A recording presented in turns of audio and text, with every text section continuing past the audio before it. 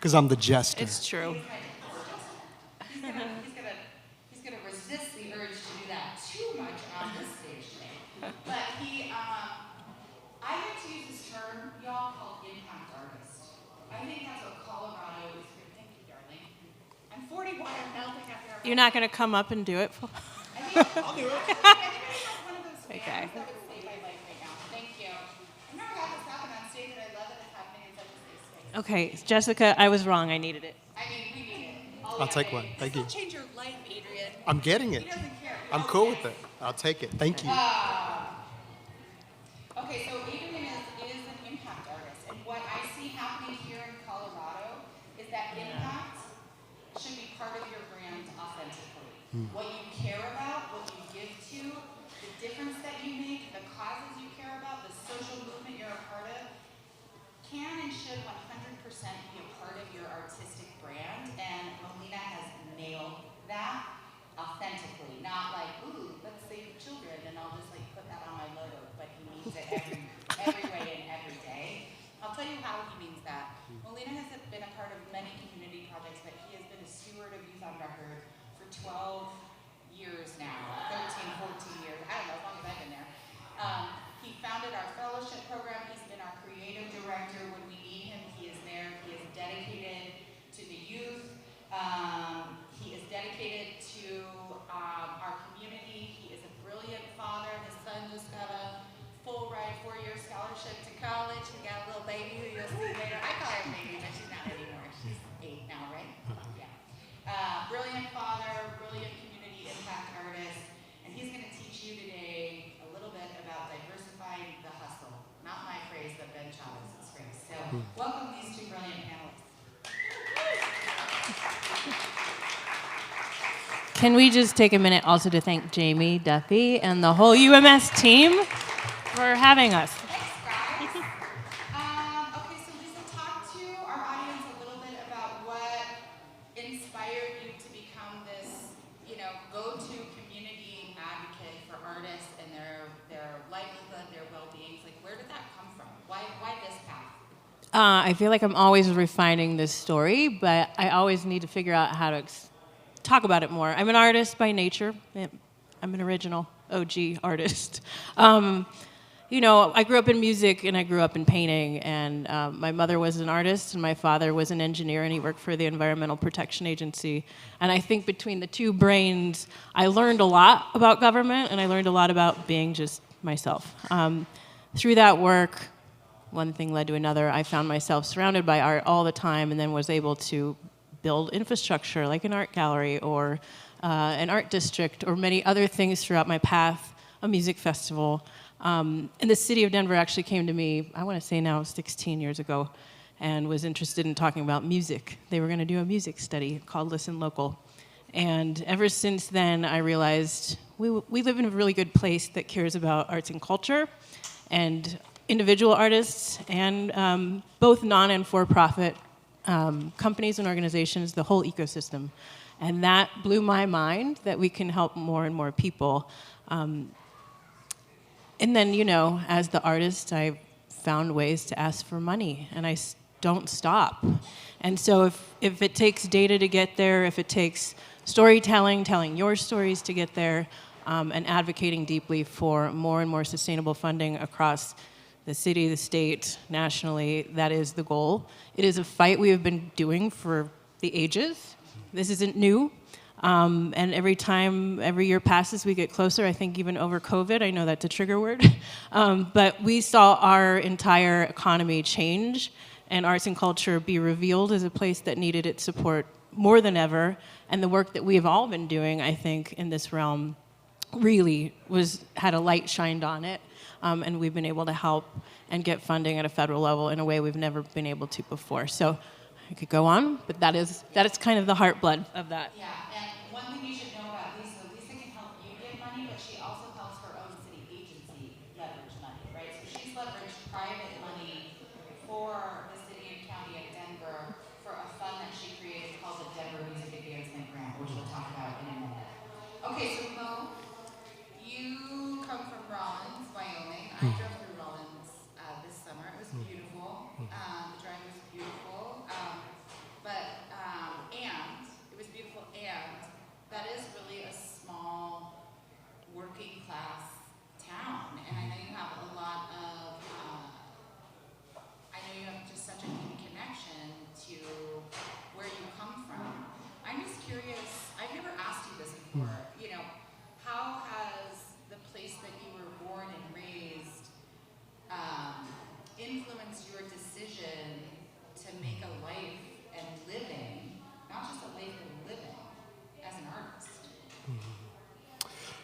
Yeah, so I come from a beautiful place. You know, Wyoming is a beautiful state.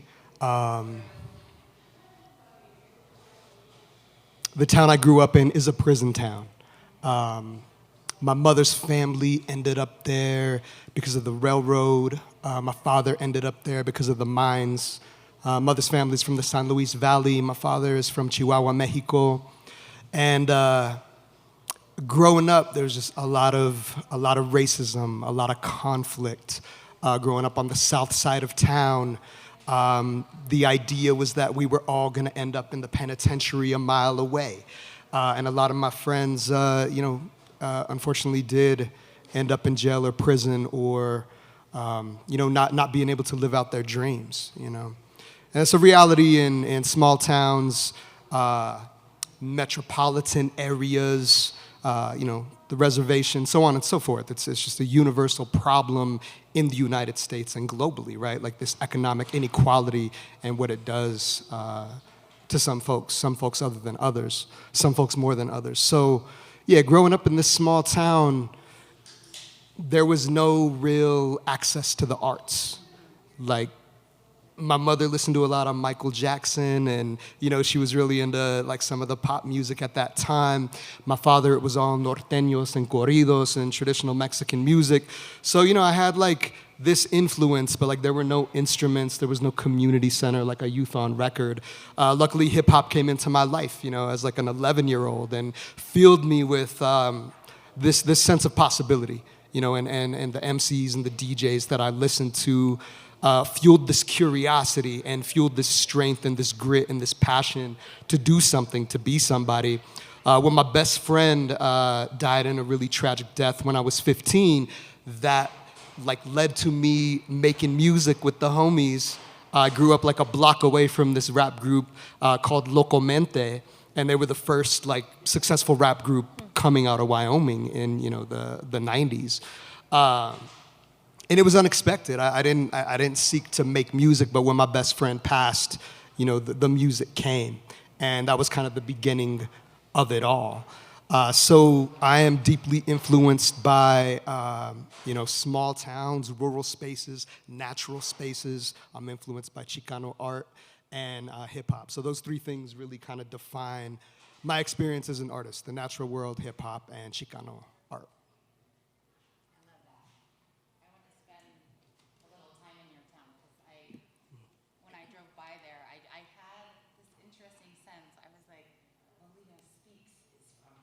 But it made me feel there was like a sense of pride that he's on loan to us in Colorado.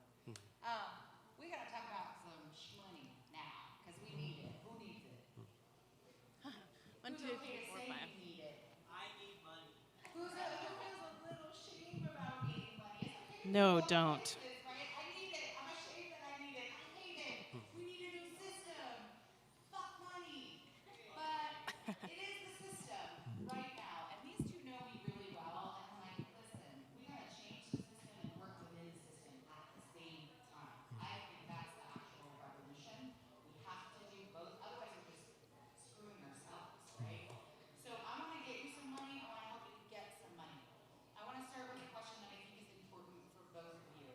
Can you talk to our audience about social capital and networking and relationships and how this can support you in your journey to access the funding you need for your project? And maybe define if you have a definition that you use for social capital or what that means to you. I'm like, you should go first. You want me to go first? They're like, that question's not on the question list. No, it's good. All right, well, people are hard, community is hard, humanity is hard. There's a lot of conflict, there's a lot of judgment.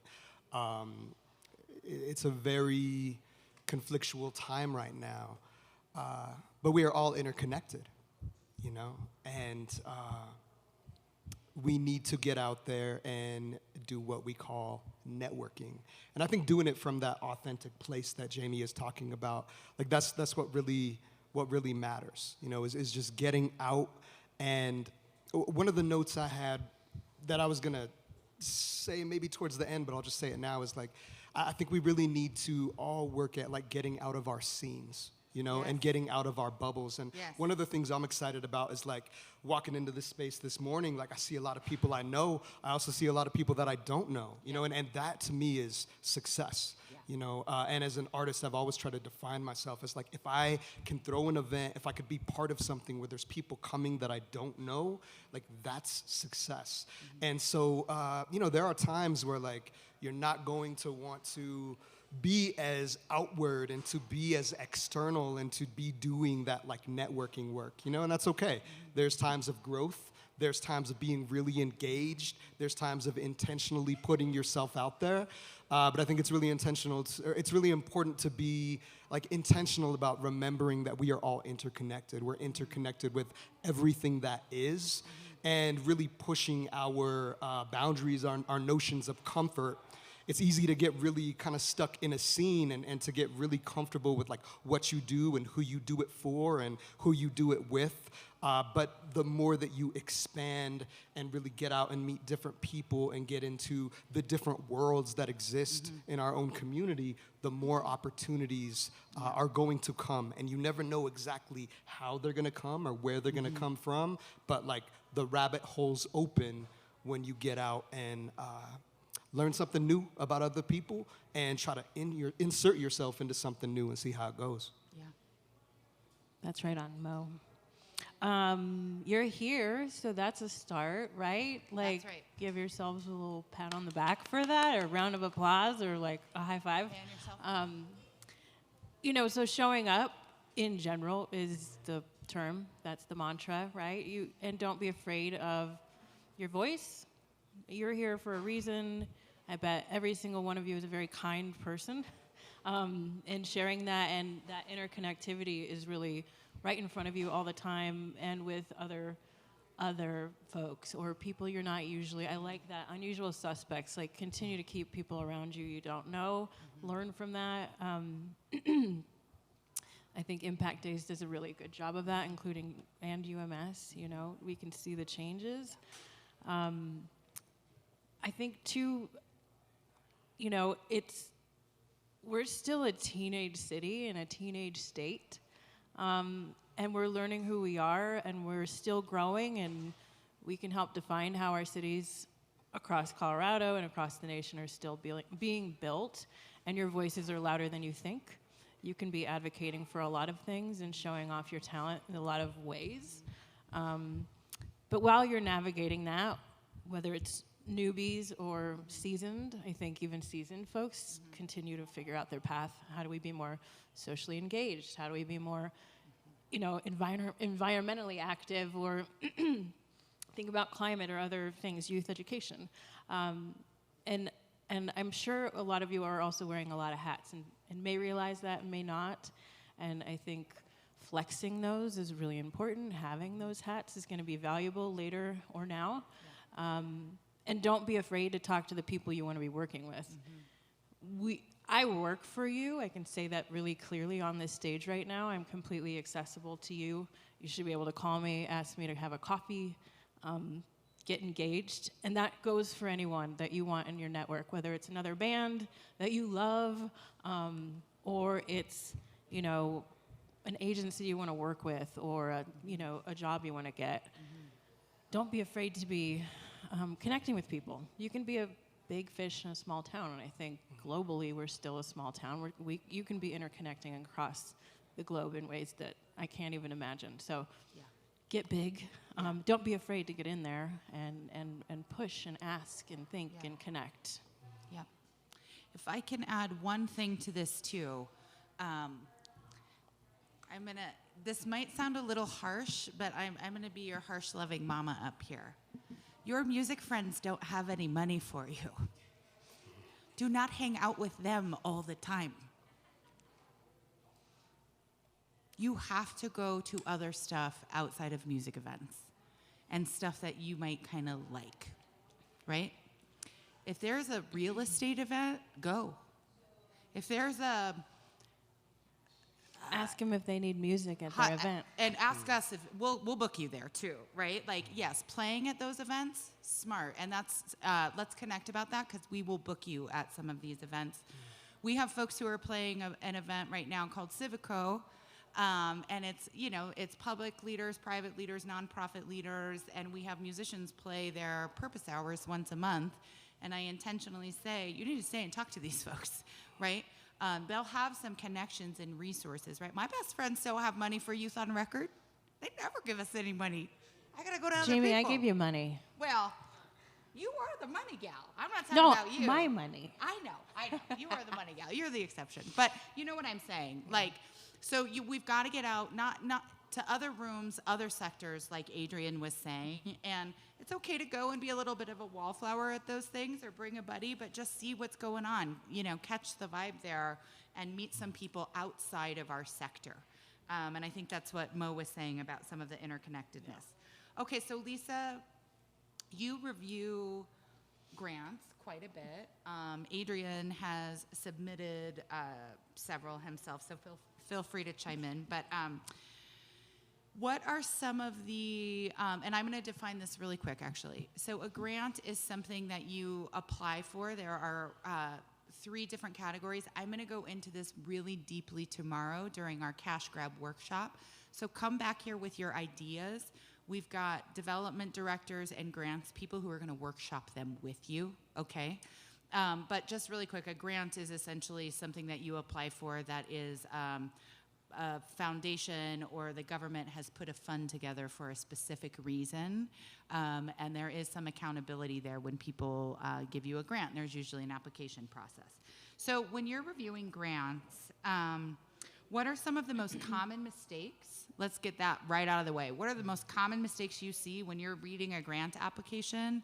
Andrea's also in this room. So Andrea Virio Murphy is our deputy director. So if there's anything else you want to say about this, because she reviews grants for the Denver Music Advancement Grant. But and Danielle is here from our governor's office. She is the deputy chief of staff. And if there's anything you all want to say too about mistakes you've seen in writing grants, so let's rapid fire some mistakes to avoid. I think that's helpful.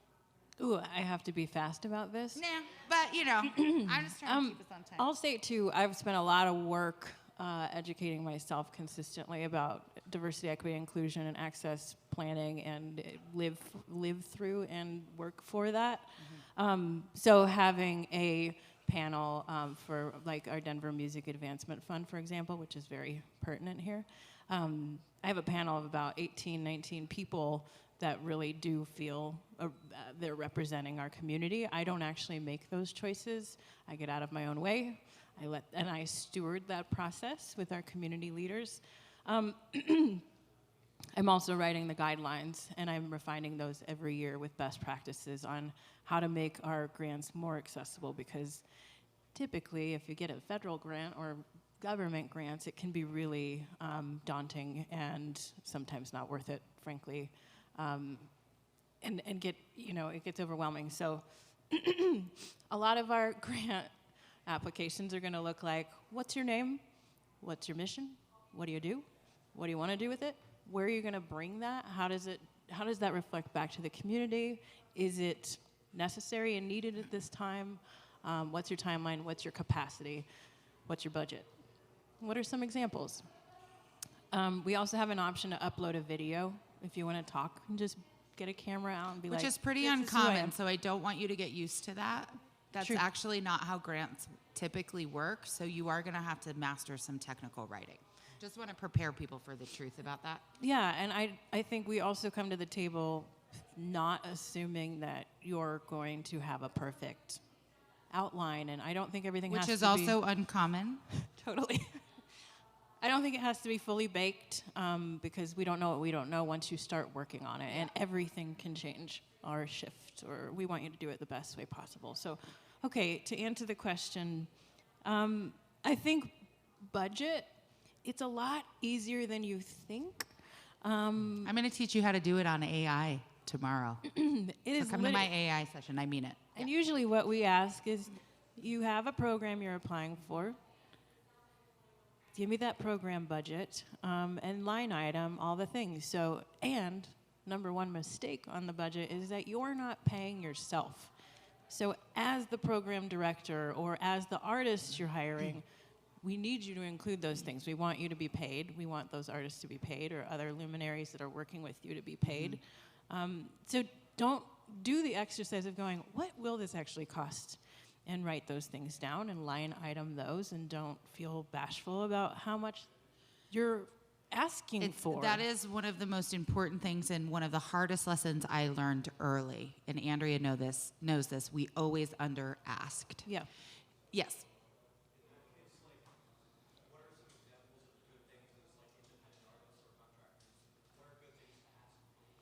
Yep.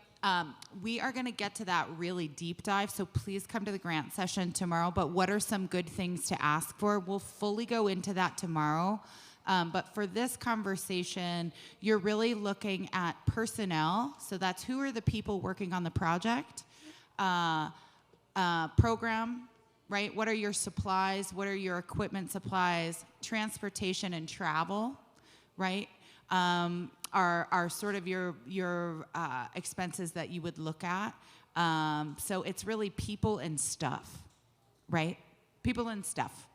Yeah, but Lisa is right on. I have read so many artist grant applications. I'm like, where are you? Well, I'm like, you better put yourself in there as the creative director because aren't you? You are creatively directing this project. You better put yourself in there. Andrea's nodding her head. I'm sure you've seen a lot of people not put that in. And we have to give fair pay to artists. And a lot of people ask, what does that mean? It means what you tell us, for That's one right. thing. Can you say that again? It means what you tell us. Yep. And don't, again, some people are like, okay, so like $20 an hour. I'm like, I don't know. Don't you think you're more than that? And if you're directing it, of course it should be more than that. If you ever have questions, that's the other mistake. Again, I work for you. Every grant officer works for you. I don't care who they work for. You should be able to call them and ask them as many questions as you need. Go out to coffee, get a Zoom, show them what you've made before you apply. Say, does this seem about right? What am I missing? You can ask any of these questions. And I feel like, sometimes we've done Zooms and live engagement online for our grants, and only like 6 people show up, and it's such a missed opportunity. Yeah, I think that brings up one more sort of like avoidable pitfall. If the funding source has a session beforehand that says, come to this so we can tell you about this funding, Danielle is nodding. She has seen this probably 1,000 times. We are putting that out there for you so that you don't make mistakes in your application. You have to go to those things. Most of them are online, right? And so you do have to do some pre-work to get that money and to educate yourself about what that money is all about and what they want to see and what they don't want to see. Andrea, Danielle, any other things you want to see people avoid or?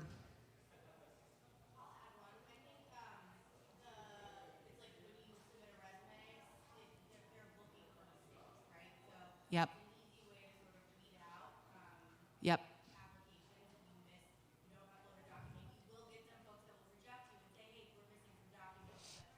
It's rare. Yep.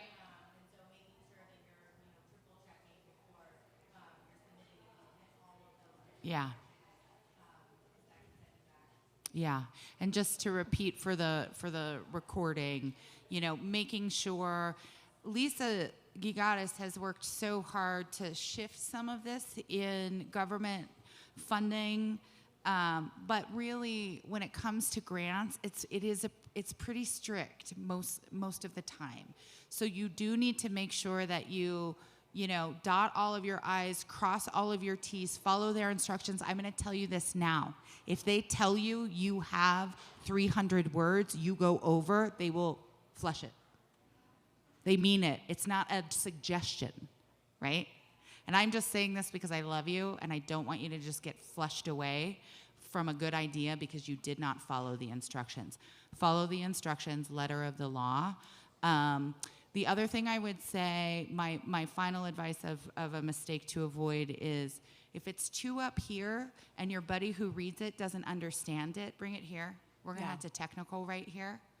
Write it for just straightforward. Your grant is not your creative process. It's how you're explaining how you get to your creative process. I've seen a lot of grants that I'm like, they're up here, right? And most of the people who are reading them are not up here with you. And some people forget.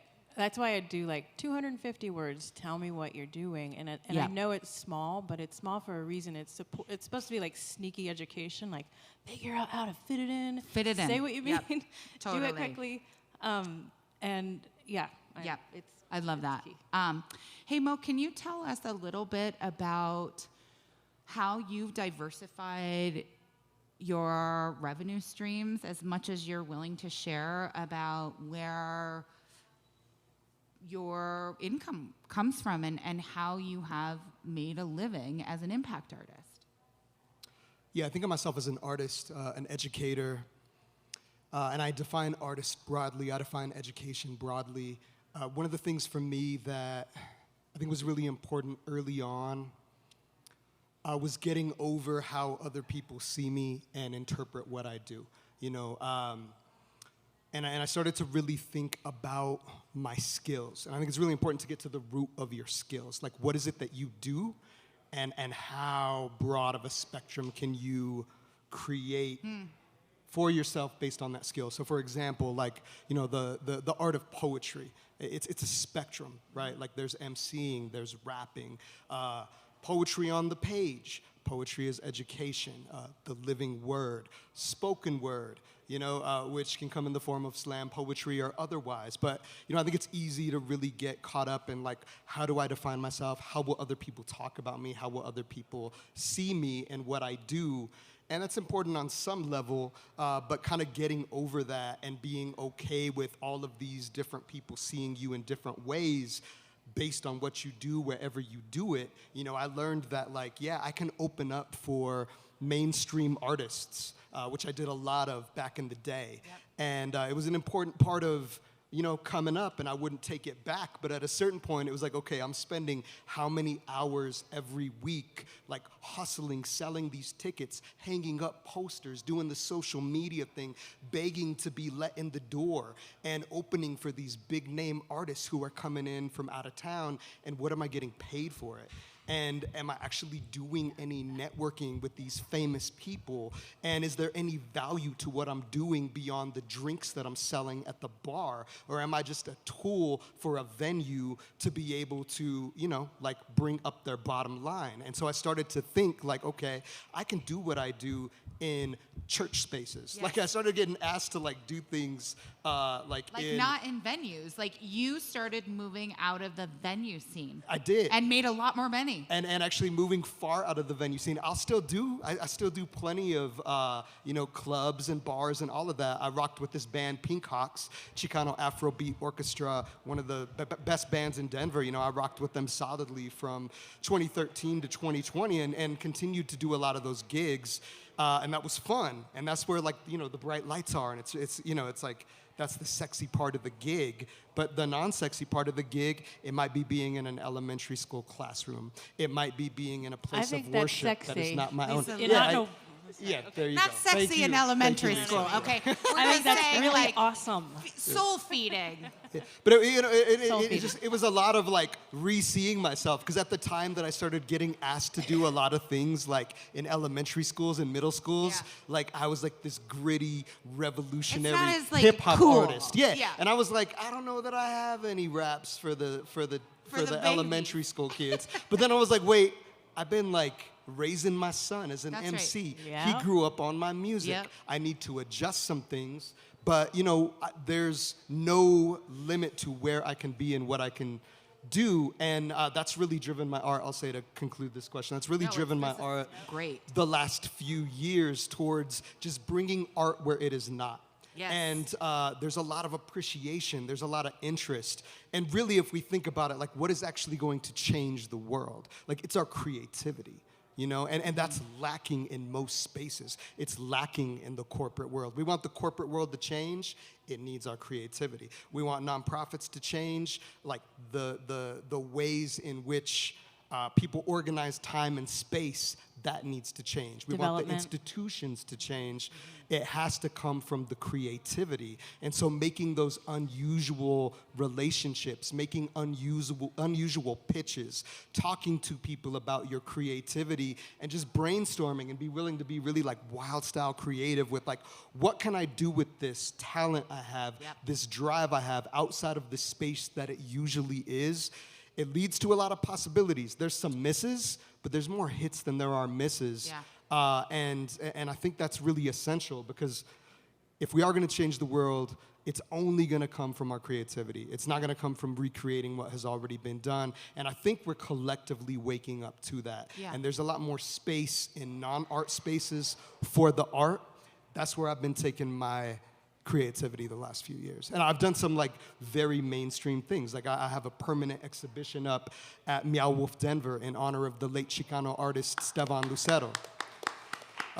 You know, like that's a very big mainstream thing. I put years of work into that. I've collaborated with big mainstream institutions, you know, whether it's the Theater District, the Denver Art Museum, but I'm also actually putting more time into like doing things that are off the radar and just trying to get as creative as possible about how I pitch and conceive and carry out those collaborations. Yeah. And every time you go into those new spaces, you're the one educating other people. You're the doctor. You're the professional. Yeah. You're teaching. Yeah. Well, and one thing,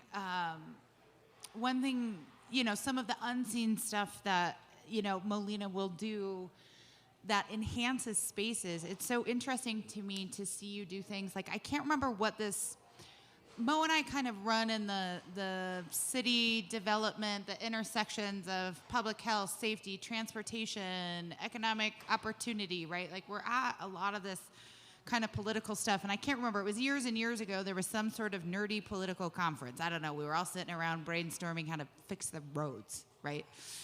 And Adrian shows up, and he is paid for the entire conference to be the poetic scribe. Yes. He said, you need art here, you need your regular note-taking and your minutes, but you also need an artistic representation of what happened here. And they paid him to be there the whole weekend. Probably pretty okay amount. This is something that has really grown for me, is this practice of what I call live scribe poetry. And it's actually not something that I set out to ever do as a professional service. Like, as a creative, you know, your brain is always going like 100 miles an hour. And I would often find that, like, in situations I was in, I was kind of in my own mind, and I was missing out on what was happening. I wasn't present. So I just started trying to turn everything into like a poem, a rap, a song, a recipe, some kind of creative reflection. I did this for years, and one time at the end of an event, I asked if I could read back what I had written, and people loved it. You know, people were blown away because it affirmed everybody's voices, and it connected things in a way that people often don't experience, you know, because a lot of ideas get thrown around. You leave an event and you're just like, I don't know what to do with all of that. It was cool. So I was like, why don't I, you know, I'm going to create a record of this for myself. And then at some point I was like, oh, this is actually like a service that I can provide. That's right. And now I'm starting to see a lot of different spaces doing this kind of thing, like asking different poets to create these records of the event. And it's really dope, you know. So what I would encourage is like, what is your talent? You know, what is your creative discipline? What is your practice? What is your process? And how can you like bring an edge to it or a new element to it to fill a need in society, and like just practice the hell out of that thing. And when you're ready, start pitching it to people and just see how it lands. And I bet you'll find a place. You'll find a place for it that actually starts to bring some opportunities to you that maybe you didn't expect, but it's like you're meeting the comfort zone and you're meeting the edge. That's one of my strategies. It's like, what's the comfort zone? What's the element of relatability? But what's like a unique, weird, different thing I can bring that has that edge? And I think that's what a lot of people who are reviewing grants want to see. Like, what's the social relevance, right? What's the relatability? But is there something new? Is there something exciting? And if there is, you know, people get excited about that, whether it's people on a grant committee or, you know, a space that is looking for a way to like activate things in a new way. Yeah, that's actually the most perfect segue to what I was just about to ask Lisa, which is this idea of, can you share with us just 2 examples of funded projects that have been successful? Because we've kind of gone through some of the mistakes when you're maybe applying to avoid, but give us some examples of successfully funded music-based projects, and I know you're going to get to it, but the intersections of impact. Because I'll tell you this right now, grants aren't just funding your album. We're going to have to find other money for that. So grants are funding a project that your music is infused in. Okay? We can keep defining that. But Lisa, can you tell them some success stories? Yeah, so going back to the Denver Music Advancement Fund, we are in our 6th year. We launched in 2015. Does that make sense? We've given out about $2.8 million. Some of that was ARPA funding. And can you tell people what ARPA funding is? Of course. American Rescue Plan Act dollars, as well as CARES dollars from COVID recovery to get folks back doing what they do best. Our money typically comes from arts and venues. We're outside of the city budget. We run Red Rocks, you may have heard of it, and other venues. So our funding comes from there, and it's my job to take it, give it to you. Okay, so in that path, we've had the very first year we opened, and Matt, who is also on our committee, and Andrea might remember this, we had 90 applications. And I wrote the guidelines to say, it didn't exactly say, this isn't for your music venture, I'm so sorry, but it's not for recording and touring right. for yourself. So it was really dedicated to how are these, we've been foreshadowing the whole time. How are you showing up for your community? How can you relate what you do to a social impact project, justice, social good, cross-sector things like mental health and wellness, or climate action, or youth education. Where do you fall into that? Maybe you're new to that, but maybe you want to work with a school, or you know a teacher, you happen to know a principal. So we have a lot of education-related K through 12, but we also have lifelong learning. We have had, folks, a woman that's a musician, but she, the justice system has been something she's been watching all her life because of her family and where she is. And she wanted to give back to the Department of Corrections and the gentlemen that are lifelongers there. And she took funding and has helped build a music studio and a video platform making studio as well. Mm-hmm. I had the luxury of getting to walk through it, being with these gentlemen, and there's a women's side as well that has access to this. So that to me is huge. And then, on the flip side, I would actually lean on Mo here because you took music and you applied the very first year, I want to say, right? And you took your music and kind of went, here's how I'm going to make this educational what'd you and get about funded the environment. For over there, buddy? I can't remember. What was it? So I think for the specific music advancement fund, I was working. Okay, so I wanted to work on a project to take a lot of my lyricism and put it into the form of poetry. And I was thinking at the time of trying to publish that. I ended up not publishing it, but it was a very important experience for me to be able to take all of this stuff that I've written and really put it somewhere and make sense of it and just archive myself, because a lot of times as an independent artist, you don't have the time and a lot gets lost. And I saw this music advancement grant opportunity come up, and I was like, okay, how can I fund something that's important to me that I need to do and I don't have the time to do? I need to make the time and space for myself to do this. Is there a social relevance to this? Mm-hmm. And I came up with this concept of rap as literature, right? And that's not that revolutionary of a concept. But what I did was I pitched this idea of being able to do this process for myself and then The social component was I'm going to partner with Lighthouse Writers to do some workshops around lyricism and rap as literature, and I'm going to take this to at least 3 different schools, elementary, middle school, and high school, to do some workshops and really just bring in another dimension to, you know, what we call hip-hop education and thinking of rap as poetry, right? And I got a grant for that. And that allowed me to carve out the space and time for a couple of months to do that work and pay the bills where I otherwise would not have the time to do that. And so, yeah, it was very valuable for me. It's something that I'm still figuring out what to do with, but essentially I ended up with a 320-page document that I had time to work on. And I also got to do some really cool things and form some new partnerships with organizations and schools on the basis of that grant. Yeah. I think when we're talking about kind of impact and the social good in your grant writing, I would also advise you to just make sure it's real for you. I mean, let's have a show of hands if you have something that you are working on, care about, or committed to outside of your own art. Start there, right? Especially for Gen Z and young millennials, but it expands to all generations, but in particular, folks who are 15 to 35. This is the most sort of mission-oriented generations on record, right? Even spending habits are about impact and experience, right?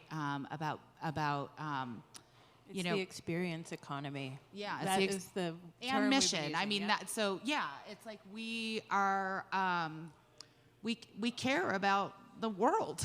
We care about causes outside of ourselves or that are directly related to us. So see how you can, you know, sort of weave some of those together. What Adrian did there, hip hop as literature, is weaving together what? His own art with racial justice and education. Right? That's the through line there. And so I promise you there's a through line with your projects, and I will help you workshop them tomorrow. One other example I'm going to give you of a grant that worked well, that's working well, and you guys will meet Spencer tomorrow in our cash grab workshop. He's going to help you workshop. He got $10,000 to do these sessions called Sober Sessions in partnership with the Phoenix. Some of our artists here have played those, and he just wanted to bring music to a non-traditional space, the Phoenix, which is a sober space, which is really focused on more like body work and less on the creative experience. So he wanted to bring the creative experience there. He's throwing some shows with sober artists. And part of it is, you know, he wanted to kind of like cut his chops as a producer. As an event producer, right? So just be thinking about some of those things that you want to weave together. Well, I want to leave some room for questions, and so I want to sort of wrap up with these two, and then we'll open up for questions because I'm sure you have some for them. Final thoughts for this crew about, you know, if there were 3 things that you want them to sort of understand about preparing themselves for getting money outside of just performing, selling money, you know, selling your albums, you know, the sort of traditional way of making money as an artist. What do you want these folks to know?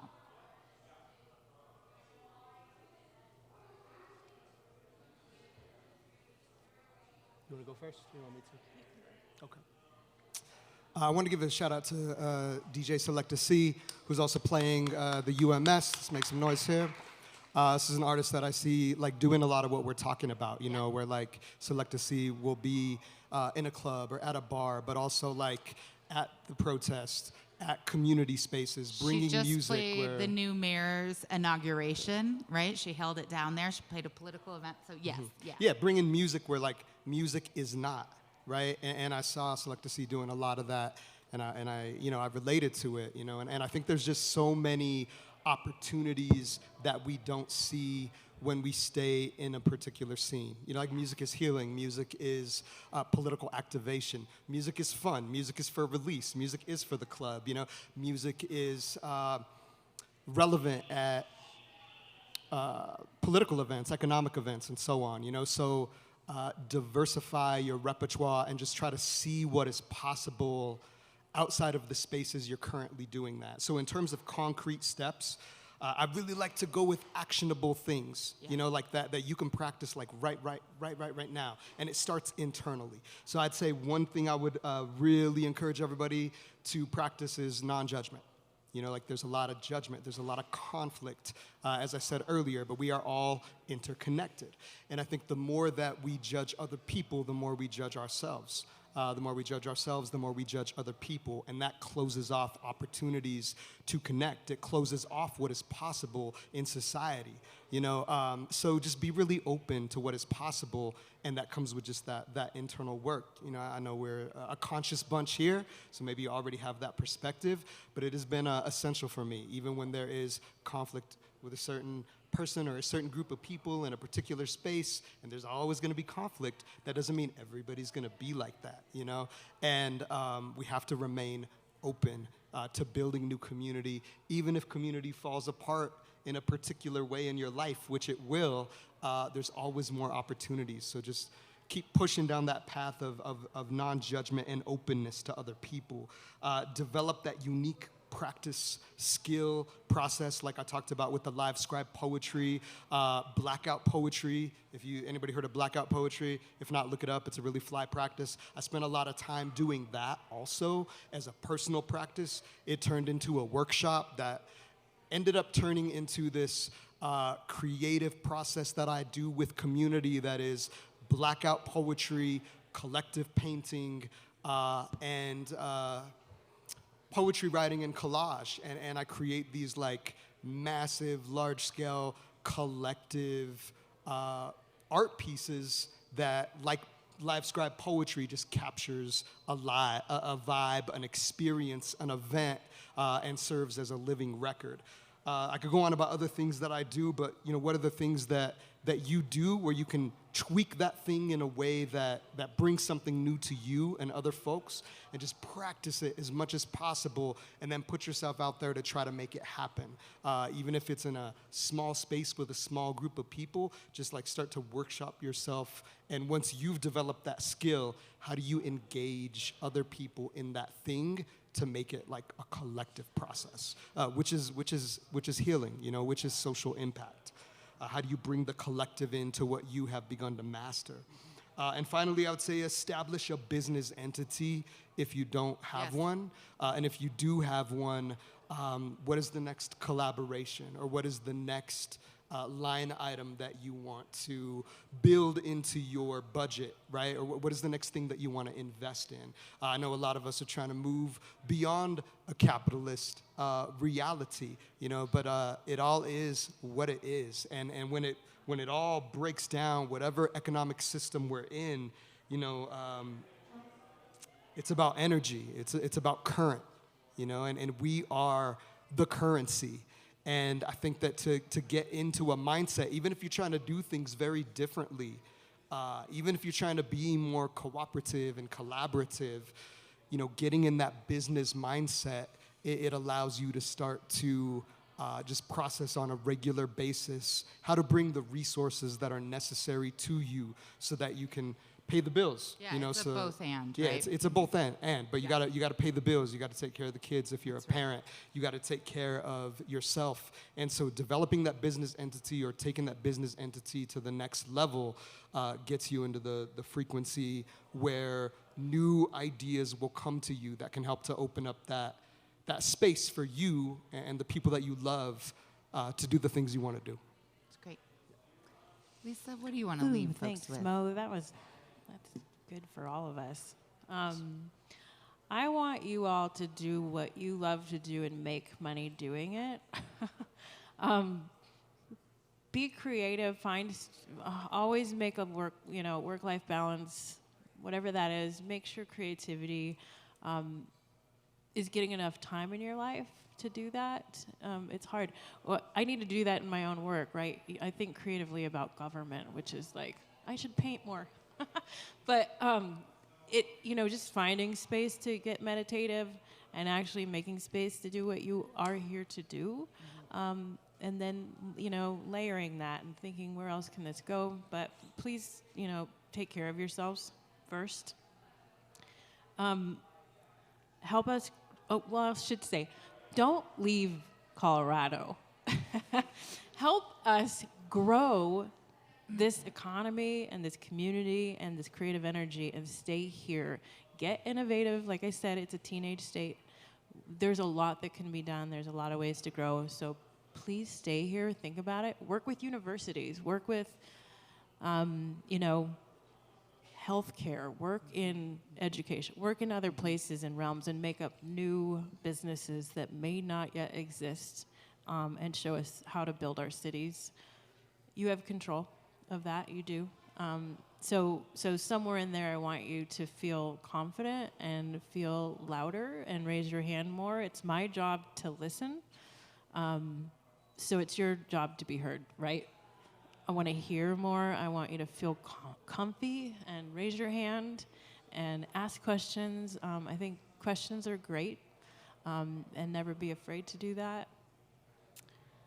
Oh, and I something related to money, because we are here about that. We are. It's one thing to get, say, a Denver Music Advancement grant or a Colorado Creative Industries grant or a Redline Arts and Society grant. But if you think about it, when you are doing your budget and you are really starting to do cross-sector work, there's you can really multiply those dollars at the end of the day. Yeah. You can get more sponsors. You can get more folks that go, oh, I'm Kaiser Permanente. That's interesting. I haven't thought of that. Or I'm a real estate agency or whatever that is. Or cannabis, whatever the heck. You're meaning kind of a stacking model, Yep. where once you get one grant, you use that to leverage corporate funding, Exactly. other funding, right? So Yep. that you can build on top of that. Yes. Yep. Ask for even more. Really smart. And Yep. leverage the idea. Tell that story when the thing is done. Don't Yep. forget to tell your story. Whoever gave you money should be telling your story when Yep. you're done. Take pictures, testimonials, make a nice package. Marketing is probably the most it's most forgotten, right? And we need that to help tell that story and continue that momentum and get other people to go, oh, you did what? Little videos, really worthwhile to just kind of show off what you mean and what you did afterwards to continue leveraging the next year and the next grant. Yep, we're going to open up for questions now. Tomorrow at 11 o'clock, we are going to do a deep dive workshop. So bring your ideas. Nothing has to be fleshed out. That's what we're here for. We're going to have a bunch of people here who are helping you to workshop and get ready for applications. Yeah, so let's open for questions. We've got Matt. We're going to go here. We're going to go here. We're going to go here.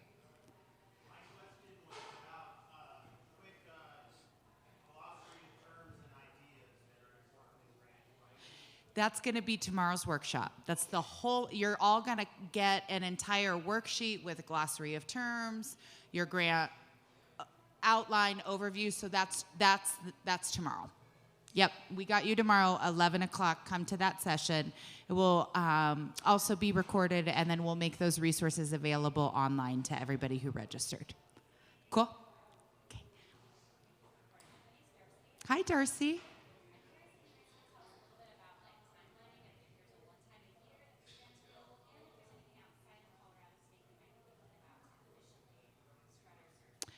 Love that. So Darcy's asking if there's a timeline, if most of these grants are more than once a year, if they're once a year.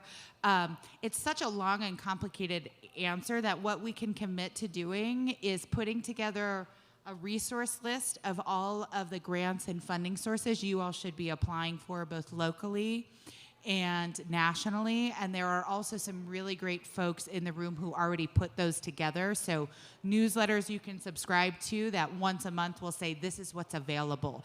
So what we're gonna do is put together a resource packet for you, Darcy, and this whole crew so that you guys can dig into that. Great question. And what's your name? Ray. Nice to meet you, Ray.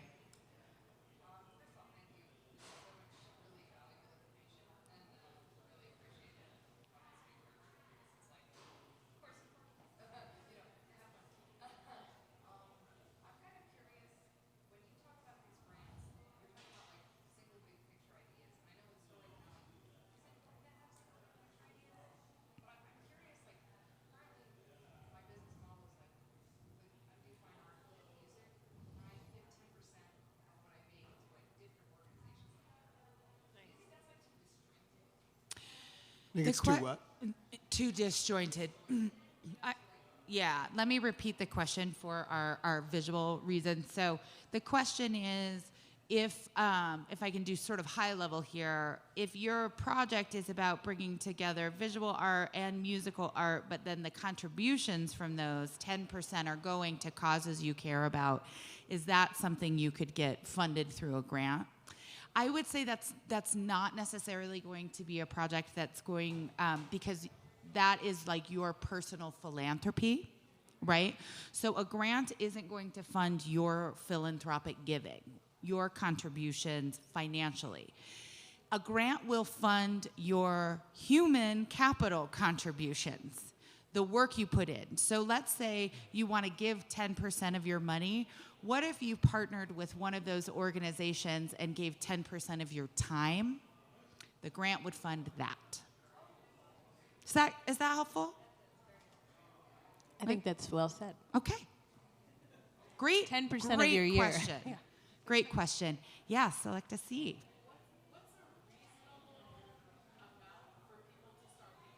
Brilliant. That's so smart. No, that's a great question. What's a reasonable amount for maybe your first 3 grants? I'll let Lisa give her opinion. Mo can give his opinion. I'll give my opinion. Hopefully they're somewhat the same. On the local level, we've given a minimum of $2,500 and then typically up to $10,000, just how our contracting works. But over the last year, we've done up to $20,000 for some projects. And that's just from us, yeah. A lot of the first grants and awards that I got were for like $1,000, $2,000, $2,500.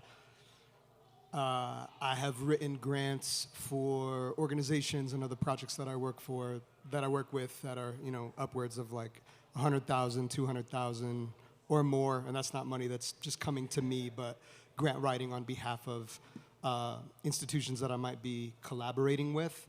But I'd say like anywhere from $1,000 to $5,000 on different projects is reasonable to start with, and just get really comfortable with rejection. I probably got maybe like a grant or funding for things, 1 out of every 5, Yep, 1 out of every 10. That's an actual ratio, 1 out of 5. And that was like a success, Yeah, totally. I would say for me, this is just a personal opinion. I hate micro grants. I do not think they should exist. I do not think they're helpful. That is my opinion about funding. I don't think $1,000 is helpful. It feels like it's helpful, but I think, and those micro grants are only available for specific communities, communities of color, artists, right? We don't give micro grants to architects, right? Because they're like, what the fuck do I want with $1,000? Like spent, gone, right? So anyway, I have like a moral conundrum about micro grants. I would say you need to start with what you can manage. If you've never managed $5,000, you need to ask for $5,000 because you're going to have to manage that money and be accountable. I'd say 5 to 10. I have confidence of everybody in this room that you can manage $5,000 to $10,000 for your first grants. Yeah. What's your name? Hi, Sebastian.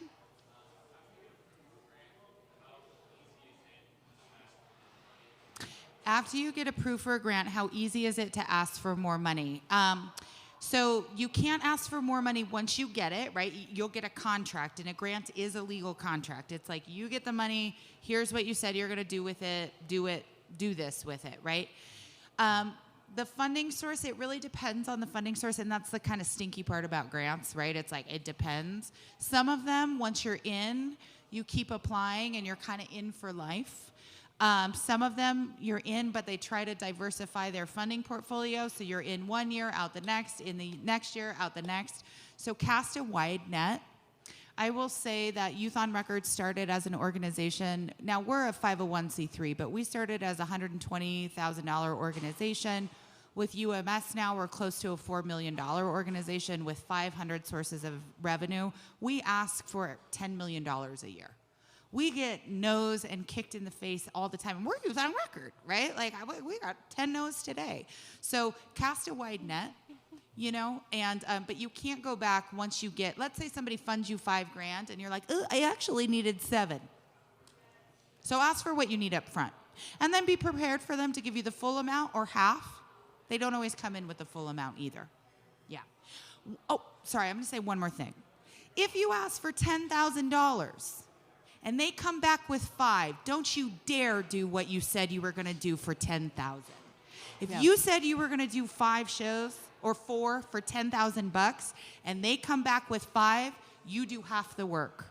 Promise me that. Don't devalue yourselves. You do not do that full scope of work. This guy's got to go to the bathroom. What's happening? Oh, he's passing love notes. He's out of here. He's on it. Okay, final questions for these 2 brilliant folks. They're going to be here all weekend. Are we just so lucky that they're at our disposal? They are our local champions, heroes. They will make this happen. They will support you. So just love everything you've said. Come to our workshop tomorrow. We've got more sessions happening this afternoon. And then come find us. Let's be in the margins together, and we'll answer more questions for you. Thanks so much. Thank you. Thank you, Jami Duffy.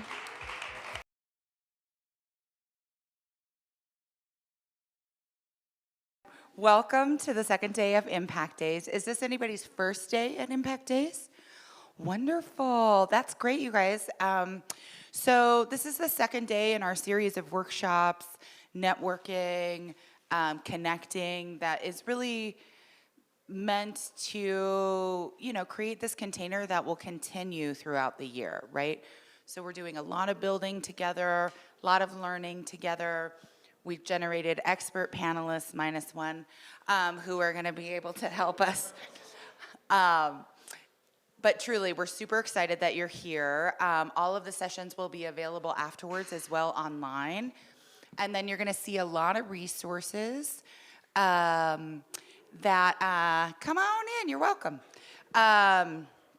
You're going to see a lot of resources like on the screen, but we will email all of these out for you so you can take notes, but don't feel like you have to write everything down. Welcome, we just got started. You'll have to forgive me. I've been on this mic and shouting over things for days. So this little voice is very, very me and Miley, you know. Okay, so this session is a follow-up to a session we did yesterday, but you did not have to be in yesterday's session to get the full impact of this cash grab workshop. So I'm Jami Duffy. I'm the Executive Director of Youth on Record, and I am also, this is my second year of being the co-manager of the Underground Music Showcase. And so, thank you. So a little bit about my background. I have been writing grants and getting money for projects for high impact since I was 22. The first grant I wrote was when I was a Peace Corps volunteer, and I wrote it in Spanish. And I was not fluent in Spanish, so that was a trip. And we used that, I didn't want my little kitty to go away. We used that grant to build a community center. And so I have been grant writing, supporting artists with grant writing, and leveraging money for our work for now almost 20 years. And my take on a lot of this work is that, like, we should just Robin Hood the shit out of everything, okay? Like, I would love to be in a cashless society where we're just trading and living our lives and it's not fuckery. Like, yes. And that's not where we live. And so I think that we strive to creating the world that we want, and many of your projects are gonna do that. But as much as I can support you in all, really owning that it's okay to go get some money from folks who have a lot of it, so that you can do really good work with it. And I'll just give you my philosophy very quickly on grants, and then I want to introduce these two guys. There's a lot of really great books and resources out that we all should be reading about money and foundations and philanthropy. But it's my belief, and a lot of people's belief, that philanthropic funding that is put into foundations, right? So folks who have a ton of money, they put it into a community foundation, and it's, or a family trust foundation. You know, there's a lot to be said about that money being twice stolen money. That you generate a certain amount, over a certain amount, that money was generated via stolen land and stolen labor. So as much as we can put that money back into the communities who it was stolen from, that is the work. And that's my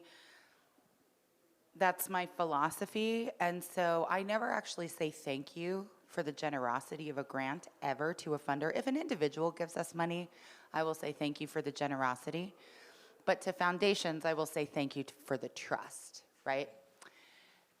There's a lot of projects to pick from, so they're trusting us with their funds, but it's not generous to give the money back to community. So that's my miniature TED Talk. Okay. So I do think this is a bit of maverick work to go get that money. I really, really do. So I selected these two men to come on this panel with me who are each bring a level of expertise that I'm excited about. So Nathan is Youth on Record's Director of Development. So what a Director of Development does is they go out and they help us get our grant funds, our individual funds, our corporate funds. Nathan's gonna hop in and help me get grant funding and philanthropic funding for UMS. That is something that we're working on, and I can talk to you guys about that later, but we did raise a little over $100,000 from grant funding for UMS this year, which was double from last year, and then the year before that had never happened. So Nathan's gonna help with that. He has been in fundraising. He is a fundraising professional, so you guys are gonna get to workshop your ideas with him. So Nathan, can you tell us just a little bit about your experience, what you're bringing to the table today? Awesome. Thanks, everybody, and thanks for being here. This is exciting, and I think we're going to have really good conversations and dive into it a little bit. So, as Jami said, I'm the Director of Development here at Youth on Record. I have been at the organization for about 4 weeks, so I'm very new. We made him throw a fundraiser. We made him be on a panel. This is the hazing process. Yeah, this is great. We had a fundraising event on Thursday, a panel on Saturday. No better way to jump in. He's nailing it. And I've been doing fundraising for a long time, writing a lot of grants for a range of missions, from international development and local community work in Kenya to food access work here in Denver. I've worked with health, culture, so I've written a lot of grants to private foundations, to city government, state government, federal government. So what I'm hoping to bring is just a little bit of that perspective from a generalist lens, and then help with your projects from maybe a slightly external lens of, let me look at what grant making and grant writing looks like. I've also worked at a foundation before, so I've been on the other side of the table, and support with your amazing projects that we want to either expand or get off the ground. Yeah. Nate definitely knows what funders are looking for, you know. So Spencer, this guy here, I like to call Spencer an impact artist. And what that means to me is an artist who is making really great and quality art and having a tremendous impact in his community. So Spencer is a musician who's played UMS several times. Spencer also is the executive director of Music Minds, which he can tell you about. And most recently, and I think what's also very relevant to all of you, is Spencer just got a grant. I talked about it a little bit yesterday too, from the City and County of Denver's Music Advancement Grant to do a project that he called Sober Session. So he has also been on the side of writing a grant and then executing on that grant and making sure that it's compliant. So yeah, tell him a little bit about you, what you're bringing to the table, you know, whatever you want to talk about. Well, thank you. I wish I would have gone first, because that resume is pretty impressive. And I'm like, I just play music, you know, and beg people for money. My name is Spencer Townsend Hughes. I played music in a band called The Hollow for a while. Again, we played here quite a bit. And Music Minds got started out of necessity, really. We've been a nonprofit for about 3 years now, but it was about 6 years ago where I started having a bit of a crisis of like, why am I in my mid-30s trying to be in a band, and like, what is that all about? I'm spending so much money on this shit. Yeah, it's like, why, you know? And I outreached a Facebook group called the Denver Music Scene, and I was like, hey, do we have like a group of people that can get together and talk about the struggles of being an active member in the music scene? And the overall consensus was, no, we don't have that, but that sounds great, and I think you should do that. And I was like, wow, in a mental health crisis, let's just throw this massive project on my plate, you know?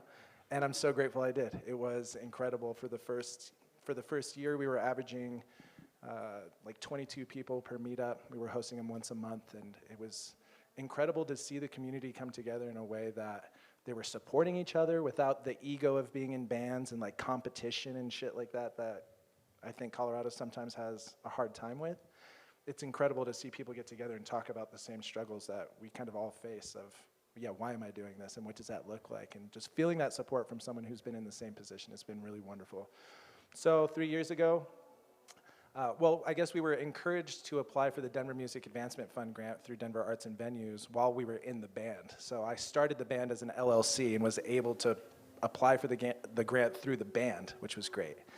But Lisa encouraged us to potentially start a nonprofit, and we applied for the grant and asked if we could use some of the grant funding to pay for some of the fees that it costs to be a nonprofit, and she said absolutely. And so we've been very fortunate that we've been able to receive grant funding from Denver Arts and Venues for several years, each time the grant getting bigger and bigger. And yeah, I couldn't be more excited about that. And Sober Sessions has been really wonderful, and had our first one in May and have our next one on August 27th. I'm recently sober, and so it was kind of an eye-opening opportunity to say like, hey, we should really give folks in sobriety like quality shows without feeling pressure of drinking alcohol, and like talk about like true community building. So it's been really rewarding. Jami came to the first one, and I'm grateful for that. But yeah. Beautiful, yeah. We're just out here, we're trying to do it, you know what I mean? We're just out doing here. it. Yeah. You are doing it. There is no try. You are doing. Yeah, well, I want to walk you guys through, and then we're going to break out into workshops. But have any of you ever written a grant? Fuck yes. That's what I want to see. No hands, barely.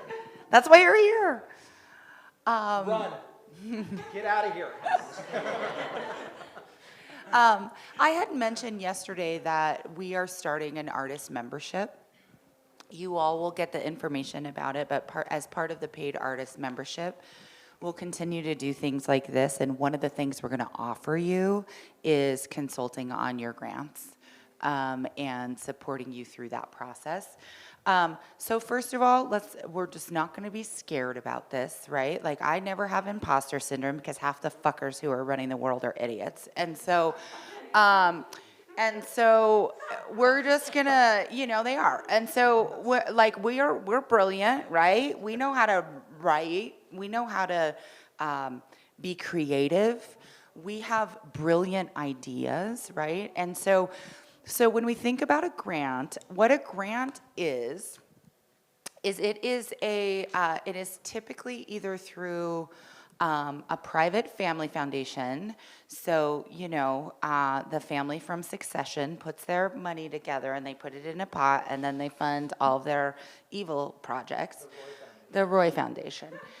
Next, but you also have some kind families who do that, and they're going to want to look at your projects. But a lot of the grants that we're going to be looking at for you all in particular, not exclusively though, are going to be coming from the government, right? And so these government grants are set up And in Colorado, we've got 2 sources through Denver Arts and Venues, we'll send you all of this, and Colorado Creative Industries, where you can apply as an individual artist, right? Like you can apply through your artist LLC. You don't have to be a nonprofit, right? But this is essentially, you know, money that is in a pool for applicants. But here's one thing we have to think about with grants. They are to solve for something, right? It's not just to produce your album or to underwrite your tour, right? Or to underwrite your time in the studio, right? So in particular, we're looking for, grants are gonna be looking for something you're seeking to solve or an impact you're seeking to have, right? So maybe we could get 2 examples from the audience. What is something you are involved with or maybe seeking to solve for that can be more representation of a particular group in music? Your music being an opportunity to uplift historically marginalized voices. The sober sessions is a great example. What did you want to do in particular with the sober sessions? Well, it was creating a safe space for folks who were triggered by alcohol to enjoy like live and like quality live shows. So bring them, and artists that we had were, you know, Alicia Kraft and Kayla Marquis, and you know, like, and we held it at the Phoenix location, which is like a 100% sober facility. So there's a lot of people in the sober community who are challenged just by being in the same space as alcohol or non-alcoholic beverages that taste like hazy IPAs. I'm like, you guys think I miss the taste of IPA? No, I miss drinking 9% alcohol. You know what I mean? But so yeah, creating that safe space for folks and being able to surround them with community who also feels triggered by going out and like finding sober buddies to start going to sober shows with and things like that. So and where we can be a little mavericky here is just because you're applying for a grant doesn't mean that your music is not included in it, right? You always are the creative director of your grant project, and you can produce your album with a grant. You just have to tie it to some sort of community impact. So are you going to do album listening sessions with communities who otherwise wouldn't have access to it? And you know, Molina Speaks was on a panel yesterday, and he archived all of his poetry, but he did it as a grant project as rap as literature, and partnered with Lighthouse Writers Workshop, and did workshops there around it. So you're just kind of combining things, right? So any ideas off the bat of something you might combine? It's okay if you don't have it yet, but we can workshop it later. I'm gonna put you on the mic just so we can record you. I'm a middle school theater teacher, a day job, and girls tend to like boys pick instruments and girls sing, which I do both. But trying to get girls in middle school on instruments, also writing songs, like getting their voices heard. That's a slam dunk. That's a slam dunk project. Yeah. Any other? Yeah. I'm in a band called Trees Don't Move with these guys, and we just kind of recently kind of broke into the Fort Collins scene a little bit. We're not from there, but we're trying to get more integrated into it. And I think it'd be a great thing. We had a proposal with a band down there called Clementine, making a festival that highlights artists that are undiscovered from the area and making it accessible to people who wouldn't otherwise go out and see those events, while also kind of, you know, getting us a show in front of the people that we like, but also showing them new people that we like. That's right. Yeah. I love that idea. We can totally workshop that. One more, and then I'll take you through it, and then we'll have time for, we'll do 2 more. Jessica has her hand up. So a lot of times I volunteer for a climate resiliency sanctuary called Shared Ground, and I'm there a lot, but I also just recently started hosting open mics there called Shared Mic, specifically prioritizing marginalized folks, BIPOC folks, and otherwise marginalized folks. It's really important to me as a queer trans person of color. Thanks, dog. I appreciate that. I mean, that was so skilled. I was like... Yeah. Thank you, thank you. But yeah, I think it's really important to make sure that people who may not have had the same kinds of opportunities or may not have felt safe even being in a lot of spaces have the availability to not only feel safe in expressing themselves, but also feel embraced and encouraged to share their gifts with the world. That's beautiful. That's beautiful. Yeah, and let me introduce you to Jessica. Jessica is our accessibility coordinator for all of UMS. That deserves a round of applause. Has been hard at work. And some of the grants we got for the Underground Music Showcase was to underwrite our accessibility plan and audit. Jess, you have some ideas? So first I want to say the most important thing is that you just documented what you said, right? Like, we talk all the time about our work, and we say it differently than we write. And so document, transcribe, use. Okay, so that said, I'm a photographer, and my artwork centers on the body and on disability pride. And I do a lot. And the idea is to reimagine healthcare space as a love letter to the body. And it's not really about creating better health outcomes for just people with disabilities. It's a stand against ableism so we all can think better about our bodies and not just one small group, because ableism and the idea that we could change our state of ability affects us so deeply and makes hospital space scary. So, and I need to start writing grants. That's a banger, and that's a six-figure grant right there. So what we're hearing, if I can kind of synthesize this for you, I'm going to go through this briefly. You're going to get a copy of this, and then we're going to workshop your ideas.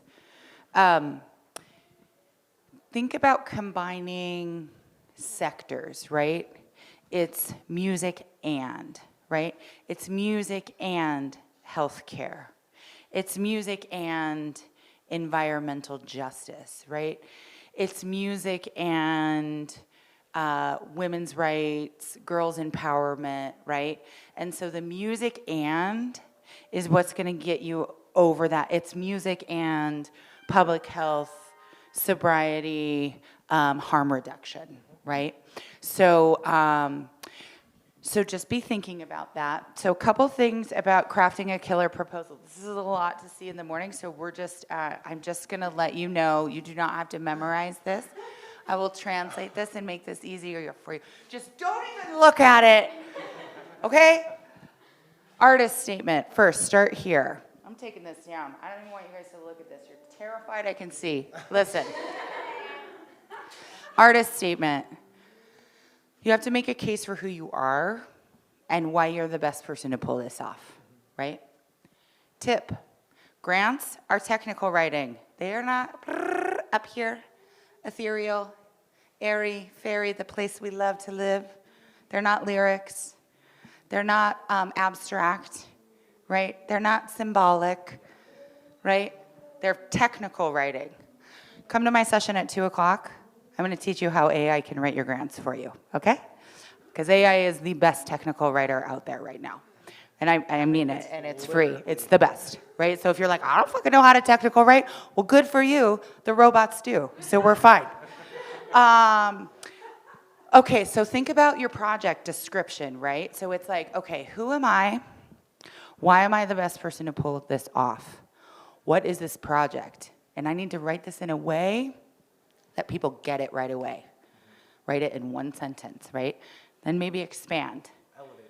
Elevator pitch, totally, your elevator pitch.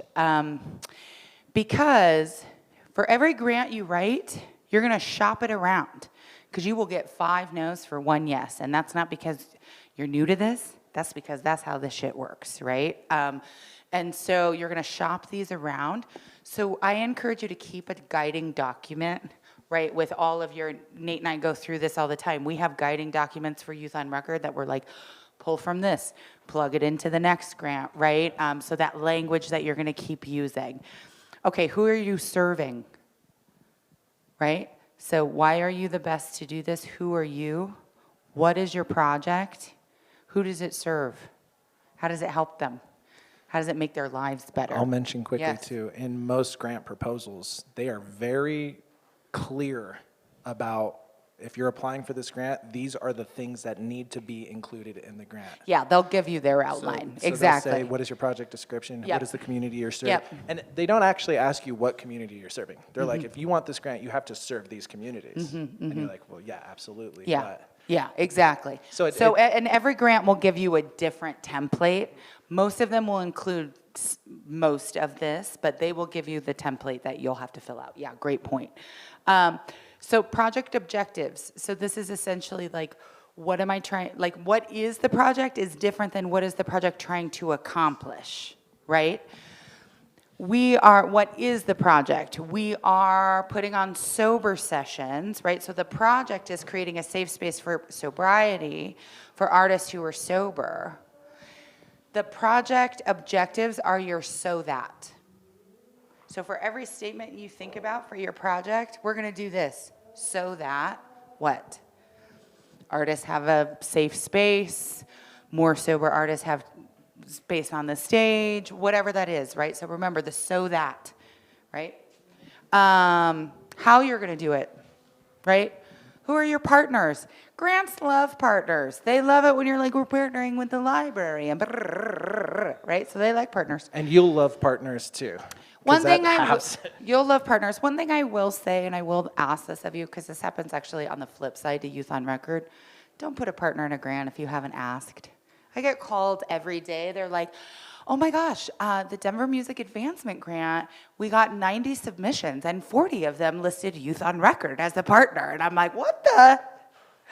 No, we did not say yes to all of that. So please ask your partners before you put them on there, you know. Yep, promotion and outreach, you know, not all the grants are going to ask this, but some of them are going to say, how are you going to reach your audience? They'll ask it in one way or the other. How are you going to promote your event?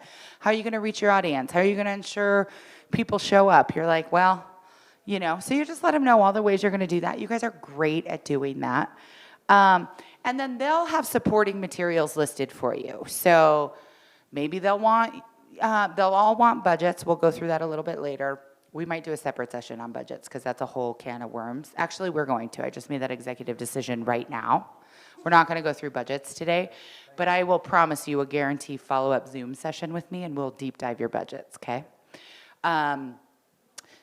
But they're going to ask for different supporting materials. You remember what they asked you for? Well, and we had to specifically ask if we could use some of the funds from the grant in order to to use for marketing material. Yeah. Because sometimes that's unclear.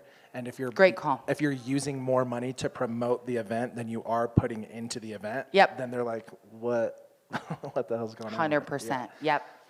Okay, so let's synthesize this and then break up into our groups, right? Who am I? Why am I the best positioned to do this, right? What am I doing? Who am I doing this for, right? I'm doing this so that XYZ. How am I going to pull this off? How am I going to make sure this reaches my intended audience? And whatever else they ask for, right? So start to think about what you want to workshop. And let's see, 1, 2, 3, 4. I'm going to jump in with Hop one thing in while too. I do some head counting. What I would add to this is like, on top of this, have a lens of who are you writing this to, and you're going to have your great point, stock Nate. technical language, but there is still an element of storytelling. So you want to know, in addition to like, who's the audience of your project or your initiative, who's the audience of this proposal? And so Brilliant let's say point. it's the city and county of Denver and it's an art-specific grant. Go look at the website, read their language. They put that there for a reason, and it's going to resonate if it's in your proposal, so include that language. Look, oftentimes you can see past award recipients, so you can see what are the common elements of a grant that was selected in the past. That doesn't mean like chop up your project and your proposal and just make it imitation, but use that information that you have because it's really valuable. So then you can start to answer all of these, slightly tweak your language if you need to, so that it's going to resonate with the person that's actually reading it. One thing too, I will say, like in high school, like basic high school English class, when you would have to like write an essay or whatever. Paragraph, what was it? Yeah, Five- the 5-paragraph essay, right? essay. And they say like, describe to me what this, and this is, and then you start off with like, well, this, and this, like use all of the words that they put. 100%. Like every single word that they're asking for. How are you going to serve the BIPOC community? I'm going to serve the BIPOC community by, you know what I mean? Like, you don't have to make it more difficult than you might think you have to. Yeah. Really dumb it down and just like hone in, use the language that they're using, do your research on the specific place, for sure. And one more thing, and then we've got a question here, and I mean this, guys. You have to follow their instructions. They're not suggestions. They're guidelines, and they mean it. And when they give you a word count, I shit you not, we misread once on a grant for Youth on Record, a big one at the time. This was like 6 years ago, and at the time it was like 150,000. And we misread the word count for the character count, and we were literally disqualified for one section. 500 characters versus 500 words. And I called, and I was like, they loved us. I was like, we're a shoo-in. This is a separate workshop on the absolute fuckery of this system. I don't write the rules. I am trying to change them. But in the meantime, follow their rules until we can burn it down, right? Okay, question.